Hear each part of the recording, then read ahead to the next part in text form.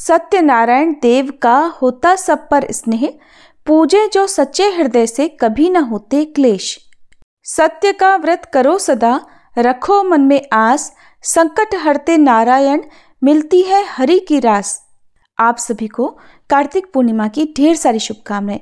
श्री सत्यनारायण भगवान का आशीर्वाद आप सभी पर बना रहे। श्री सत्यनारायण भगवान की कथा न केवल सत्य की शक्ति का प्रतीक है, बल्कि हमें सिखाती है कि भक्ति और विश्वास के साथ जीवन के हर कष्ट को कैसे पार किया जा सकता है। सत्यनारायण भगवान की कृपा से सभी बाधाएं दूर होती हैं, जीवन में सुख शांति और समृद्धि आती है।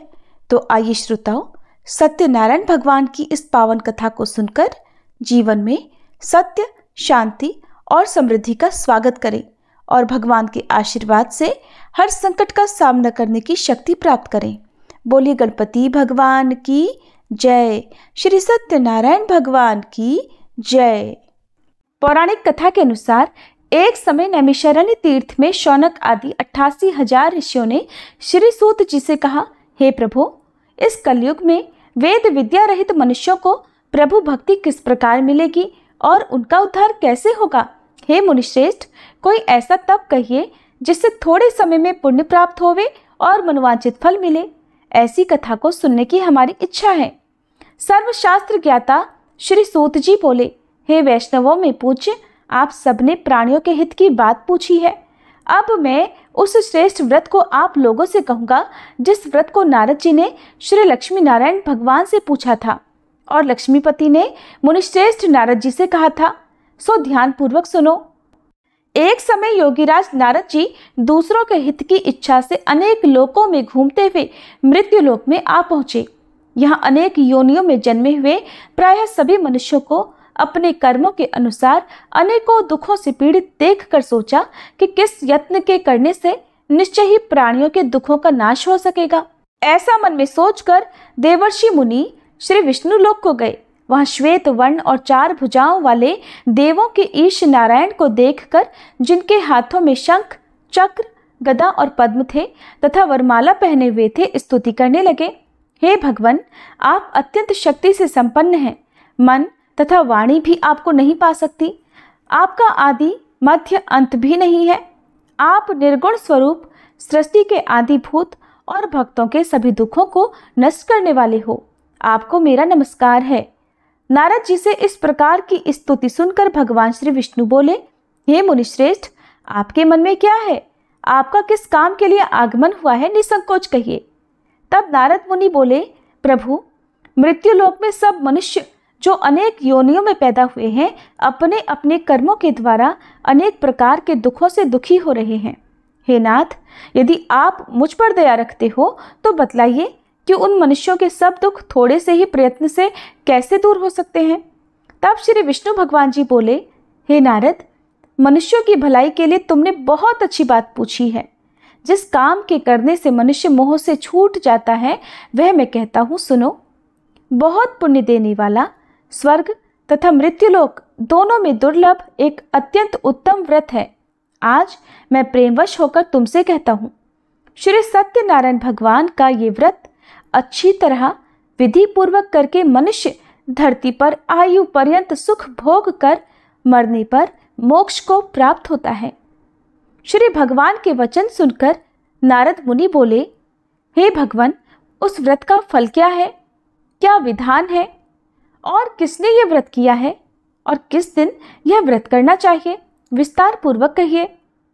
भगवान विष्णु बोले, हे नारद, दुख, शोक आदि को दूर करने वाला, धन धान्य को बढ़ाने वाला, सौभाग्य तथा संतान को देने वाला यह व्रत सब स्थानों पर विजय करने वाला है।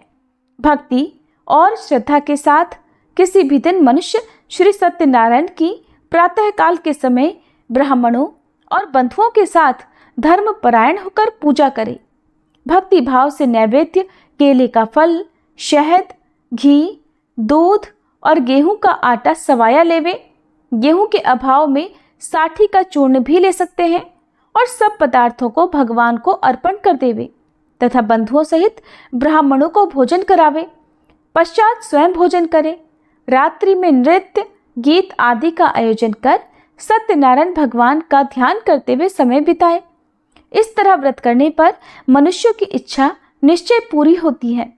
विशेष रूप से कलिकाल में भूमि पर यही मोक्ष का सरल उपाय है। प्रेम से बोलिए श्री सत्यनारायण भगवान की जय। श्री सत्यनारायण व्रत कथा का प्रथम अध्याय संपूर्ण। दूसरा अध्याय। श्री सूत जी बोले, हे ऋषियों, जिसने पहले समय में इस व्रत को किया है उसका इतिहास कहता हूँ, ध्यान पूर्वक सुनो। सुंदर काशीपुरी नगरी में एक अत्यंत निर्धन ब्राह्मण रहता था। वह भूख और प्यास से बेचैन हुआ नित्य पृथ्वी पर घूमता था। ब्राह्मणों से प्रेम करने वाले भगवान ने ब्राह्मण को दुखी देखकर बूढ़े ब्राह्मण का रूप धरकर उसके पास जाकर आदरपूर्वक पूछा, हे विप्र, तुम नित्य दुखी होकर पृथ्वी पर क्यों घूमते हो? हे ब्राह्मण, ये सब मुझसे कहो, मैं सुनना चाहता हूँ। तब वह ब्राह्मण बोला, मैं निर्धन ब्राह्मण हूँ, भिक्षा के लिए पृथ्वी पर फिरता हूँ। हे भगवान, यदि आप इससे छुटकारा पाने का कोई उपाय जानते हो तो कृपा कर मुझे बताएं। वृद्ध ब्राह्मण बोला, हे विप्र, सत्यनारायण भगवान मनोवांछित फल देने वाले हैं, इसलिए तुम उनका पूजन करो, जिसके करने से मनुष्य सब दुखों से मुक्त हो जाता है। तब ब्राह्मण को व्रत का सारा विधान बतलाकर बूढ़े ब्राह्मण का रूप धारण करने वाले श्री सत्यनारायण भगवान वहीं अंतर्ध्यान हो गए। जिस व्रत को वृद्ध ब्राह्मण ने बतलाया है, मैं उसको अवश्य करूंगा। यह निश्चय करने पर उसे रात भर नींद नहीं आई। सवेरे उठकर सत्यनारायण भगवान के व्रत का निश्चय कर वह भिक्षा के लिए चला। उस दिन उसको भिक्षा में बहुत सारा धन मिला, जिससे बंधु बांधवों के साथ उसने सत्यनारायण भगवान का व्रत किया। इसके करने से वह ब्राह्मण सब दुखों से छूटकर अनेक प्रकार की संपत्तियों से युक्त हुआ। उस समय से वह ब्राह्मण हर मास व्रत करने लगा। इस तरह सत्यनारायण भगवान के व्रत को जो भी करेगा वह मनुष्य सब दुखों से छूट जाएगा। इस तरह नारद जी से सत्यनारायण भगवान का कहा हुआ यह व्रत मैंने तुमसे कहा। हे विप्रो, मैं अब और क्या कहूँ? तब ऋषिगण बोले, हे मुनीश्वर, संसार में इस ब्राह्मण से सुनकर किस किसने इस व्रत को किया, हम वह सब भी सुनना चाहते हैं। इसके लिए हमारे मन में अत्यंत जिज्ञासा हो रही है। सूत जी बोले, हे मुनियों, जिसने इस व्रत को किया है वह सब भी सुनो। एक समय वह ब्राह्मण धन और ऐश्वर्य के अनुसार बंधु बांधवों के साथ व्रत करने को तैयार हुआ। उसी समय एक लकड़ी बेचने वाला बूढ़ा आदमी आया और बाहर लकड़ियों को रखकर ब्राह्मण के मकान में गया। प्यास से दुखी लकड़हारा उनको व्रत करते देखकर ब्राह्मण को नमस्कार करके कहने लगा, ये आप क्या कर रहे हैं? इसके करने से क्या फल मिलता है? कृपा करके मुझको बताइए। ब्राह्मण ने कहा, सब मनोरथों को पूर्ण करने वाला यह सत्यनारायण भगवान व्रत है। इसकी ही कृपा से मेरे यहाँ धन धान्य आदि की वृद्धि हुई है। ब्राह्मण से इस व्रत के बारे में जानकर लकड़हारा अत्यंत प्रसन्न हुआ। चरणामृत लेकर प्रसाद ग्रहण करने के बाद वह अपने घर को गया। अगले दिन लकड़हारे ने अपने मन में इस प्रकार का संकल्प लिया कि आज गांव में लकड़ी बेचने से जो धन मिलेगा उसी से सत्यनारायण भगवान का उत्तम व्रत करूंगा। ऐसा मन में निश्चय कर वह बूढ़ा आदमी लकड़ियां अपने सिर पर रखकर जिस नगर में धनवान लोग रहा करते थे ऐसे सुंदर नगर में गया। उस दिन वहां पर उसे उन लकड़ियों का दाम पहले से 4 गुना मिला। तब वह लकड़हारा दाम लेकर अति प्रसन्न होकर पके केले, शक्कर, घी, दूध, दही और गेहूं का चूर्ण इत्यादि सत्यनारायण भगवान के व्रत की कुल सामग्रियों को लेकर अपने घर गया। फिर उसने अपने परिवारजनों को बुलाकर विधि के साथ भगवान का पूजन और व्रत किया। उस व्रत के पुण्य प्रभाव से वह बूढ़ा लकड़हारा धन, पुत्र आदि से युक्त हुआ और संसार के समस्त सुख भोग कर अंत में वैकुंठ लोक को चला गया। श्री सत्यनारायण भगवान की जय। श्री सत्यनारायण व्रत कथा का दूसरा अध्याय संपूर्ण। तीसरा अध्याय। श्री सूत जी बोले, हे श्रेष्ठ मुनियों, अब आगे की कथा कहता हूँ, सुनो। पहले समय में उल्कामुख नाम का एक बुद्धिमान राजा रहा करता था। वह सत्यवक्ता और जितेंद्रिय था। प्रतिदिन देव स्थानों पर जाता और गरीबों को धन देकर उनके कष्ट दूर करता था। उसकी पत्नी कमल के समान मुख वाली और सती साध्वी थी। पुत्र प्राप्ति के लिए भद्रशिला नदी के तट पर उन दोनों ने सत्यनारायण भगवान का व्रत किया। उस समय वहां एक साधु नामक वैश्य आया। उसके पास व्यापार के लिए बहुत सारा धन था। वह नाव को किनारे पर ठहराकर राजा के पास आ गया और राजा को व्रत करते देखकर विनय के साथ पूछने लगा, हे राजन, भक्ति युक्त चित्त से ये आप क्या कर रहे हैं? मेरी सुनने की इच्छा है, सो आप मुझे ये बताइए। तब राजा बोला, हे वैश्य, अपने बांधवों के साथ पुत्र आदि की प्राप्ति के लिए यह महाशक्तिवान सत्यनारायण भगवान का व्रत और पूजन में कर रहा हूँ। राजा के वचन सुनकर साधु आदर से बोला, हे राजन, मुझसे भी इसका सब विधान कहो, मैं भी आपके कहे अनुसार इस व्रत को अवश्य करूंगा। मेरी भी कोई संतान नहीं है और मुझे विश्वास है कि इस व्रत के करने से निश्चय ही मुझे संतान प्राप्ति होगी। तब राजा से सब विधान सुनकर व्यापार से निवृत्त होकर वह आनंद के साथ अपने घर को गया। साधु ने अपनी स्त्री को संतान देने वाले इस व्रत को सुनाया और प्रण किया कि जब मेरे यहाँ संतान होगी तब मैं इस व्रत को करूंगा।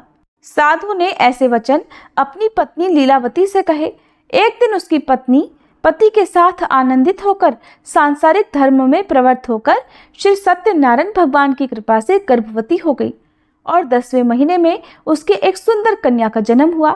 वह कन्या दिनों दिन इस तरह बढ़ने लगी जैसे शुक्ल पक्ष का चंद्रमा बढ़ता है। कन्या का नाम कलावती रखा गया।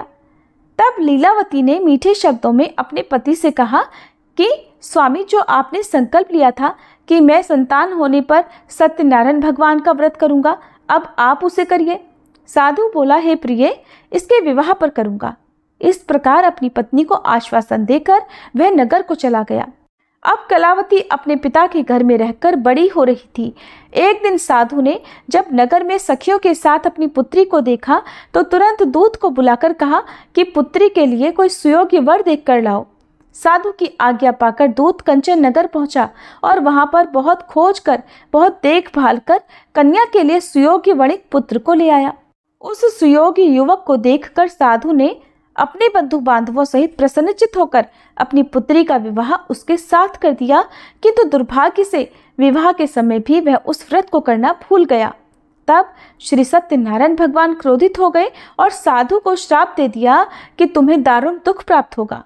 अपने कार्य में कुशल साधु वैश्य अपने जामाता सहित समुद्र के समीप स्थित रत्नपुर नगर में गया और वहां दोनों ससुर जमाई चंद्रकेतु राजा के उस नगर में व्यापार करने लगे। एक दिन भगवान सत्यनारायण की माया से प्रेरित कोई चोर राजा का धन चुराकर भागा जा रहा था, किंतु राजा के दूतों को आता देखकर चोर घबराकर भागते हुए धन को वहीं चुपचाप छोड़कर चले गए जहां वे ससुर और जमाई ठहरे हुए थे।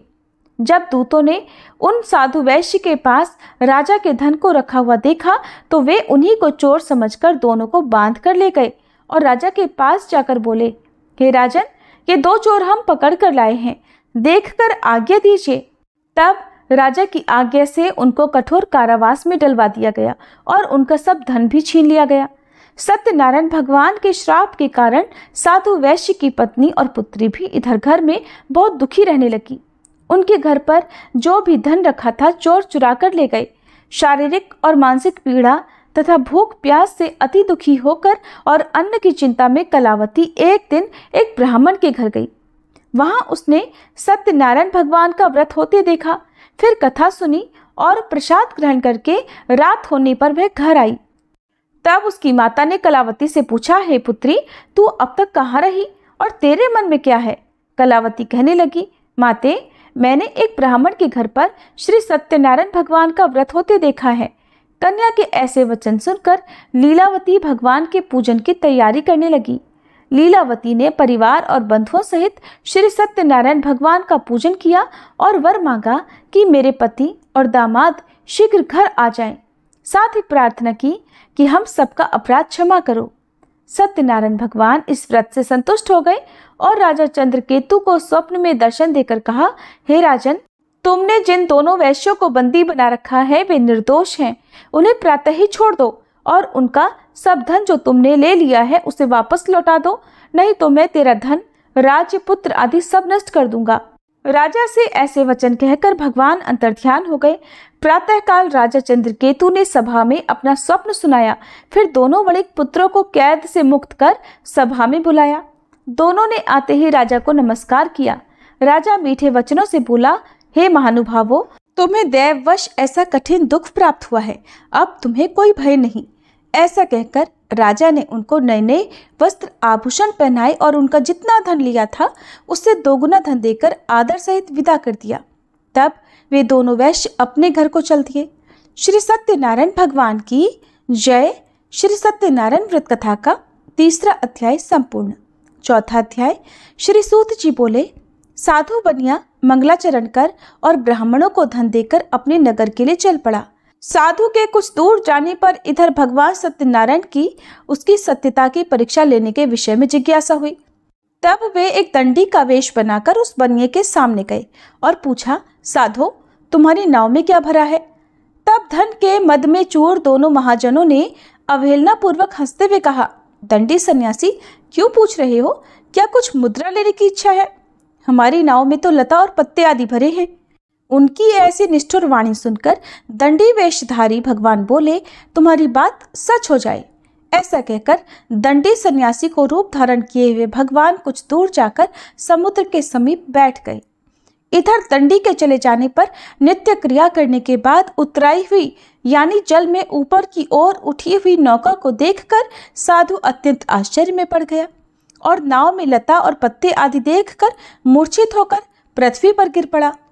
होश आने पर वणिकपुत्र चिंतित हो गया। तब उसके दामाद ने इस प्रकार कहा कि पिताजी आप शोक क्यों करते हैं? दंडी ने श्राप दे दिया है। इस स्थिति में वे ही चाहें तो सब कुछ कर सकते हैं, इसमें संशय नहीं।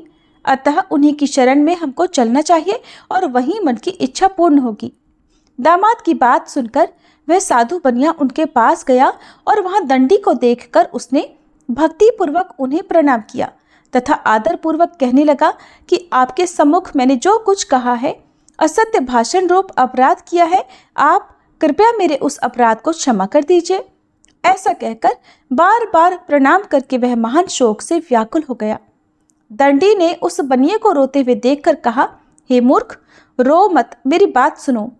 मेरी पूजा से उदासीन होने के कारण तथा मेरी आज्ञा से ही तुमने बार बार दुख प्राप्त किया है। भगवान की ऐसी वाणी सुनकर वह उनकी स्तुति करने लगा। साधु ने कहा, हे प्रभु, ये आश्चर्य की बात है कि आपकी माया से मोहित होने के कारण ब्रह्मादि देवता भी आपके गुणों और रूपों को यथावत रूप से नहीं जान पाते। फिर मैं मूर्ख आपकी माया से मोहित होने के कारण भला कैसे जान सकता हूँ? प्रभु, आप मुझ पर कृपा कीजिए और मुझ पर प्रसन्न होइए। मैं अपनी धन संपत्ति के अनुसार आपकी पूजा करूंगा। मैं आपकी शरण में हूँ। मेरा जो नौका में स्थित पूरा धन था उसकी और मेरी रक्षा करें। उस बनिए की भक्ति युक्त वाणी सुनकर भगवान जनार्दन संतुष्ट हो गए। भगवान जनार्दन उसे अभीष्ट वर प्रदान कर वहीं अंतर ध्यान हो गए। इसके बाद वह साधु अपनी नौका में चढ़ा और उसे धन धान्य से भरी हुई देखकर भगवान सत्यदेव की कृपा से हमारा मनोरथ सफल हो गया। ऐसा कहकर स्वजनों के साथ उसने भगवान की विधिवत पूजा की। भगवान श्री सत्यनारायण की कृपा से वह आनंद से परिपूर्ण हो गया और नाव को प्रयत्न पूर्वक संभाल कर उसने अपने देश के लिए प्रस्थान किया। साधु बनिए ने अपने दामाद से कहा, वह देखो, मेरी रत्नपुरी नगरी दिखाई दे रही है। इसके बाद उसने अपने धन के रक्षक दूत को अपने आने का समाचार देने के लिए अपनी नगरी में भेजा। उसके बाद उस दूत ने नगर में जाकर साधु की पत्नी को हाथ जोड़कर प्रणाम किया और उसके लिए अभीष्ट बात की। सेठ जी अपने दामाद और बंधु वर्ग के साथ बहुत सारे धन धान्य से संपन्न होकर नगर के निकट पधार गए हैं। दूत के मुख से ये बात सुनकर वह अत्यंत आनंदित हुई और उस साध्वी ने श्री सत्यनारायण की पूजा करके अपनी पुत्री से कहा, पुत्री, मैं साधु के दर्शन करने के लिए जा रही हूँ, तुम भी जल्दी आना। माता का ऐसा वचन सुनकर व्रत को समाप्त करके प्रसाद का परित्याग करके कलावती भी अपने पति का दर्शन करने के लिए चल पड़ी। इससे भगवान सत्यनारायण रुष्ट हो गए और उन्होंने उसके पति को तथा नौका को धन के साथ हरण करके जल में डुबो दिया। इसके बाद कलावती कन्या अपने पति को न देखकर महान शोक से रुदन करती हुए पृथ्वी पर गिर पड़ी। नाव का अदर्शन और कन्या को अत्यंत दुखी देखकर भयभीत मन से साधु बनिए ने सोचा, ये क्या आश्चर्य हो गया। नाव का संचालन करने वाले भी सभी चिंतित हो गए। इसके बाद वह लीलावती भी कन्या को देखकर दुख से व्याकुल हो गई और अत्यंत दुख से विलाप करती हुई अपने पति से इस प्रकार बोली, स्वामी, अभी अभी नौका के साथ वह अदृश्य कैसे हो गया? न जाने किस देवता की उपेक्षा से वह नौका हरण कर ली गई, या फिर श्री सत्यनारायण का महात्म्य भला कौन जान सकता है। ऐसा कहकर वह अपने परिवारजनों के साथ विलाप करने लगी और कलावती कन्या को गोद में लेकर रोने लगी। कलावती भी अपने पति के नष्ट हो जाने पर दुखी हो गई और पति की पादुका लेकर उनका अनुगमन करने के लिए उसने मन में निश्चय किया। कन्या के इस प्रकार के आचरण को देखकर पत्नी सहित वह धर्म के साधु कन्या अत्यंत शोक व्याकुल हो गया और सोचने लगा, या तो भगवान सत्यनारायण ने यह अपहरण किया है, या फिर हम सभी भगवान सत्यदेव की माया से मोहित हो गए हैं। अपनी धन की शक्ति के अनुसार मैं भगवान श्री सत्यनारायण की पूजा करूंगा। तब सभी को बुलाकर इस प्रकार कहकर उसने अपने मन की इच्छा प्रकट की और बारंबार भगवान सत्यदेव को दंडवत प्रणाम किया। इससे दीनों के परिपालक भगवान सत्यदेव प्रसन्न हो गए। भक्त वत्सल भगवान ने कृपा पूर्वक आकाशवाणी की कि तुम्हारी कन्या प्रसाद छोड़कर अपने पति को देखने चली आई है। निश्चय ही इस कारण उसका पति अदृश्य हो गया है। यदि घर जाकर यह प्रसाद ग्रहण करके वापस आए तो हे साधु बनिया, तुम्हारी पुत्री पति को प्राप्त करेगी, इसमें संशय नहीं। कलावती ने भी यह दिव्य आकाशवाणी सुनी तो वह शीघ्र ही अपने घर गई और उसने प्रसाद ग्रहण किया। वापस आकर उसने अपने परिवारजनों और अपने पति को भी देखा। तब कलावती कन्या ने अपने पिता से कहा कि पिताजी, अब तो घर चलिए, देरी क्यों कर रहे हैं? कन्या की बात सुनकर वणिक पुत्र संतुष्ट हो गया और विधि विधान से भगवान सत्यनारायण का पूजन करके धन तथा बंधु बांधवों के साथ अपने घर को गया। इसके बाद पूर्णिमा और संक्रांति पर्वों पर भगवान सत्यनारायण का पूजन करते हुए इस लोक में सुख भोग कर अंत में वह सत्यपुर वैकुंठ लोक को चला गया। प्रेम से बोलिए श्री सत्यनारायण भगवान की जय। श्री सत्यनारायण भगवान व्रत कथा का चौथा अध्याय संपूर्ण। पांचवा अध्याय। श्री सूत जी बोले, श्रेष्ठ मुनियों, अब इसके बाद मैं दूसरी कथा कहूंगा। आप लोग ध्यान पूर्वक सुनिए। अपनी प्रजा का पालन करने में तत्पर तुंगध्वज नामक एक राजा था। उसने सत्यदेव के प्रसाद का परित्याग करके दुख प्राप्त किया। एक बार वह वन में बहुत से पशुओं को मारकर वट वृक्ष के नीचे आया। वहां उसने देखा कि गोपगण बंधु बांधवों के साथ संतुष्ट होकर भक्ति पूर्वक भगवान सत्यदेव की पूजा कर रहे हैं। राजा यह देखकर भी अहंकारवश न तो वहां गया और न उसने भगवान सत्यनारायण को प्रणाम ही किया। पूजन के बाद सभी गोपगण भगवान का प्रसाद राजा के समीप रखकर वहां से लौट आए और इच्छानुसार उन सभी ने भगवान का प्रसाद ग्रहण किया। इधर राजा को प्रसाद का परित्याग करने से बड़ा दुख मिला। उसका संपूर्ण धन, धान्य और सभी सौपुत्र नष्ट हो गए। राजा ने मन में यह निश्चय किया कि अवश्य ही भगवान सत्यनारायण ने हमारा नाश कर दिया है, इसलिए मुझे वहां जाना चाहिए जहां श्री सत्यनारायण का पूजन हो रहा था। ऐसा मन में निश्चय करके वह राजा गोपगणों के समीप गया और उसने गोपगणों के साथ भक्ति श्रद्धा से युक्त होकर विधि पूर्वक भगवान सत्यदेव की पूजा की। भगवान सत्यदेव की कृपा से वह पुनः धन और पुत्रों से संपन्न हो गया तथा इस लोक में सभी सुखों का उपभोग कर अंत में सत्यपुर वैकुंठ लोक को प्राप्त हुआ। श्री सूत जी कहते हैं, जो व्यक्ति इस परम दुर्लभ श्री सत्यनारायण के व्रत को करता है और पुण्यमयी तथा फल प्रदायिनी भगवान की कथा को भक्ति युक्त होकर सुनता है, उसे भगवान सत्यनारायण की कृपा से धन धान्य आदि की प्राप्ति होती है। दरिद्र धनवान हो जाता है, बंधन में पड़ा हुआ बंधन से मुक्त हो जाता है, डरा हुआ व्यक्ति भयमुक्त हो जाता है। ये सत्य बात है, इसमें संशय नहीं। इस लोक में वह सभी इच्छित फलों को भोग कर अंत में सत्यपुर वैकुंठ लोक को जाता है। हे ब्राह्मणों, इस प्रकार मैंने आप लोगों से भगवान सत्यनारायण के व्रत को कहा, जिसे करके मनुष्य सभी दुखों से मुक्त हो जाता है। कलयुग में तो भगवान सत्यदेव की पूजा विशेष फल प्रदान करने वाली है। भगवान विष्णु को ही कुछ लोग काल, कुछ लोग सत्य, कोई ईश और कोई सत्यदेव तथा दूसरे लोग सत्यनारायण नाम से कहेंगे। अनेक रूप धारण करके भगवान सत्यनारायण सभी का मनोरथ सिद्ध करते हैं। कलयुग में सनातन भगवान विष्णु ही सत्यव्रत रूप धारण करके सभी का मनोरथ पूर्ण करने वाले होंगे। हे श्रेष्ठ मुनियों, जो व्यक्ति नित्य भगवान सत्यनारायण की इस व्रत कथा को पढ़ता है, सुनता है, भगवान सत्यनारायण की कृपा से उसके सभी पाप नष्ट हो जाते हैं। हे मुनीश्वरों, पूर्व काल में जिन लोगों ने भगवान सत्यनारायण का व्रत किया था, उसके अगले जन्म का वृतांत कहता हूँ, आप लोग सुनिए। महान प्रजा संपन्न शतानंद नाम के ब्राह्मण सत्यनारायण व्रत करने के प्रभाव से दूसरे जन्म में सुदामा नामक ब्राह्मण हुए और उस जन्म में भगवान श्री कृष्ण का ध्यान करके उन्होंने मोक्ष प्राप्त किया। लकड़हारा भील गुहों का राजा हुआ और अगले जन्म में उसने भगवान श्री राम की सेवा करके मोक्ष प्राप्त किया। महाराज उल्कामुख दूसरे जन्म में राजा दशरथ हुए, जिन्होंने श्री रंगनाथ जी की पूजा करके अंत में वैकुंठ प्राप्त किया।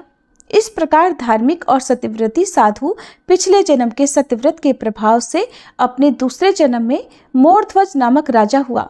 उसने आरे से चीरकर अपने पुत्र की आधी देह भगवान विष्णु को अर्पित कर मोक्ष प्राप्त किया।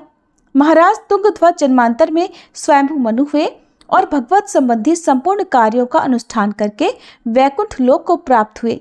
जो गोपगण थे वे सब जन्मांतर में ब्रजमंडल में निवास करने वाले गोप हुए और सभी राक्षसों का संहार करके उन्होंने भी भगवान का शाश्वत धाम गोलोक प्राप्त किया।